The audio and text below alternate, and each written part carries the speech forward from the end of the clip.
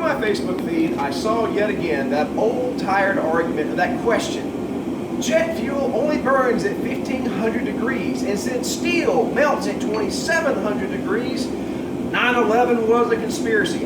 If it was a conspiracy, I do not care. What I am upset about is the retarded metallurgical things that you guys are saying. This is a piece of half-inch thick steel, A36 structural steel designed for structures. This is a 250-pound anvil.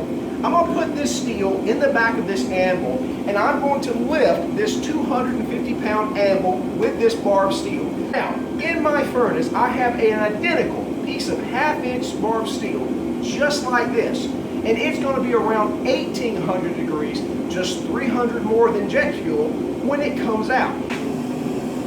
It's very hot, but not melted. Obviously, it is not melted. I put this in the anvil. Now watch this. I'm going to take my pinky finger, half-inch solid steel. Check it out. It's a freaking noodle. Your argument is invalid. Get over it. On the job. That's what I'm talking about. That was hot, right? Right? Yo, what do we think? Maybe you should have read the NIST report, because no World Trade Center steel samples they tested showed temperature signs above 600 degrees. If you have a flame at 750 degrees, you can hold that flame under a steel beam forever, and you'll never reach a high enough temperature to bend steel, let alone melt it.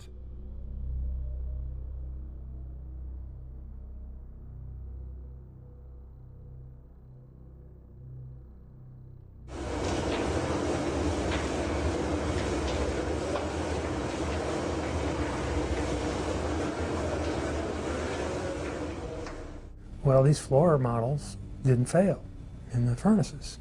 You know, they all passed the test for 2 hours. 2 hours, of course, is longer than either of the buildings do. Now everybody, give it up for my man! Architect Richard Gage.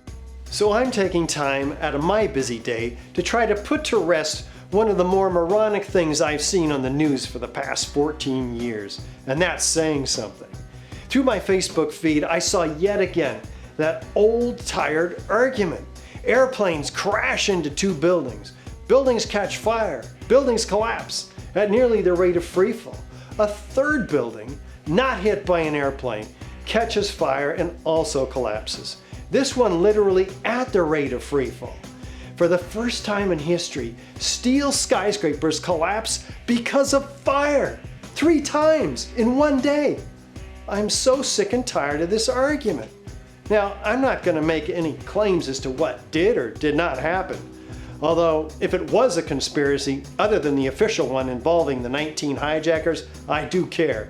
But what I'm upset about is the absurd engineering argument that you guys are making. I'm not arguing the facts. 2 airplanes did hit 2 buildings, and 3 buildings did collapse. But if you think the one caused the other, then you've been duped. This is a 110-story skyscraper. This is the top 15 stories. Do you see how the 95 stories below are supporting the 15 stories above? Okay, now, here I have an identical 15-story section of the skyscraper. Same structure, same mass, but nothing below it. And I want you to see something very interesting. If you drop these at the same time, according to the official story, this one will reach the ground at the same time as this one, essentially in free fall, as they put it. One has nothing below it. The other has 90,000 tons of structural steel supporting it. Check it out. This one obviously can't reach the ground at the same time as this one. Now check this out. Do you see the top 15 stories crushing the 95 stories below? No, you don't. The top block disintegrates by itself in the first few seconds without even impacting the building below. And then the building below begins to destroy itself.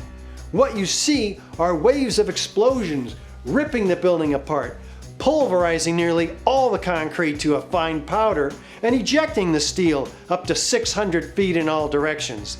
The top 15 stories couldn't do that in a pancaking collapse, and they certainly couldn't reach the ground anywhere near as quickly as this one, which has nothing but air below it.